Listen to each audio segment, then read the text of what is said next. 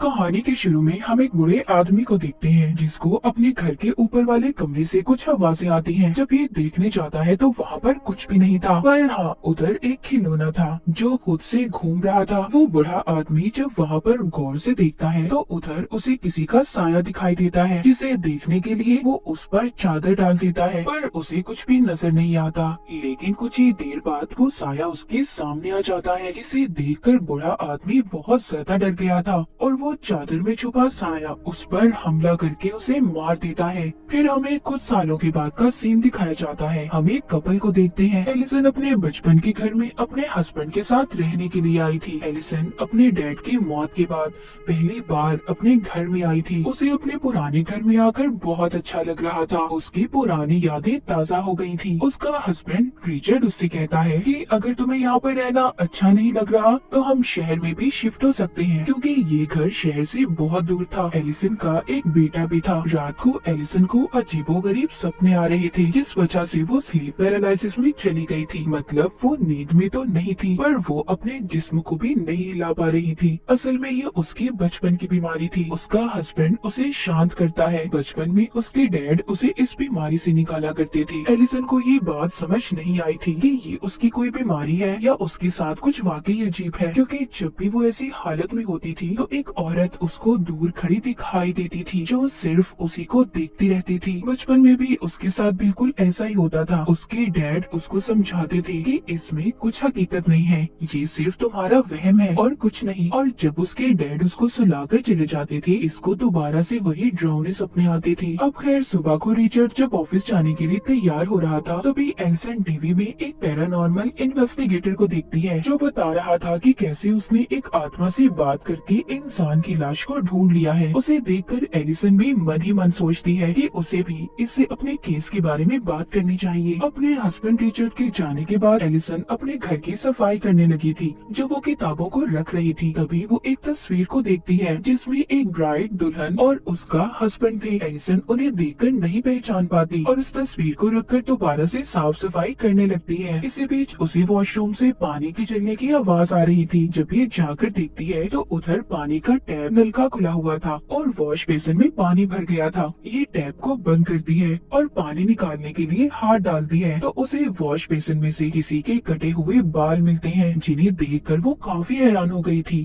कि वो बाल यहाँ पर कैसे आए। तभी एलिसन को अपने बच्चे के रोने की आवाज आने लगी थी। ये जाकर अपने बच्चे को चुप करवाती है तो तभी उसकी नजर ऊन के धागे पर पड़ती है जो बॉल की तरह लिपटा हुआ था। उसे देखकर इसे याद आता है कि ऐसा धागा उसने अपनी मॉम के हाथ में भी देखा था, क्योंकि उसकी मॉम टेलर दर्शन थी। रात को एलिसन जब रिचर्ड के साथ खाना खा रही थी तो रिचर्ड बताता है कि मुझे बिजनेस के सिलसिले में कुछ दिन के लिए शहर से बाहर जाना होगा। ये सुनकर एलिसन को बिल्कुल भी अच्छा नहीं लगता। वो कहती है जरूर, तुम्हारी सेक्रेटरी भी तुम्हारे साथ जा रही होगी, क्योंकि पहले एलिसन का हस्बैंड अपनी सेक्रेटरी को पसंद करता था। एलिसन उसको मना करती है कि तुम मुझे ऐसे अकेले छोड़कर जाओगे, जिस पर वो कहता है बात समझने की कोशिश करो एलिसन, अगर मैं नहीं गया मुझे जॉब से निकाल दिया जाएगा। और एलिसन को गुस्सा था कि रिचर्ड अपनी सेक्रेटरी के साथ जा रहा है, जिस पर रिचर्ड उससे कहता है कि वो उसकी जॉब है, तुम समझने की कोशिश करो, मैं सिर्फ तुमसे प्यार करता हूँ, मुझ पर ऐसे शक मत करो। एलिसन अब बिना कुछ कहे ही अपने कमरे में चली जाती है। तभी उसे अपने सामने घूमता हुआ खिलौना दिखाई देता है। उसको देखकर एलिसन को अपने बचपन की याद आ गई थी कि कैसे ऐसे ही बचपन में ये इसके सामने आ गया था। जब इसने इस खिलौने का पीछा किया तो इसकी मॉम ने इसे स्टोर रूम में बंद कर दिया। जब सुबह हुई तो इसके डैड ने इसे बाहर निकाला था। एलिसन जख्मी हालत में बाहर निकली थी। इसके बाद इसके डैड ने ये फैसला किया था कि वो इसे किसी दूसरी फैमिली को दे देंगे, क्योंकि एलिसन अपने ही घर में महफूज नहीं थी। पर उस वक्त एलिसन ने अपने घर में एक प्रीस्ट को भी देखा था जो कमरे में बैठा मंत्र पढ़ रहा था। तब से एलिसन बाहर रहने लगी थी और अब बहुत सालों बाद ये अपने पुराने घर में आई थी।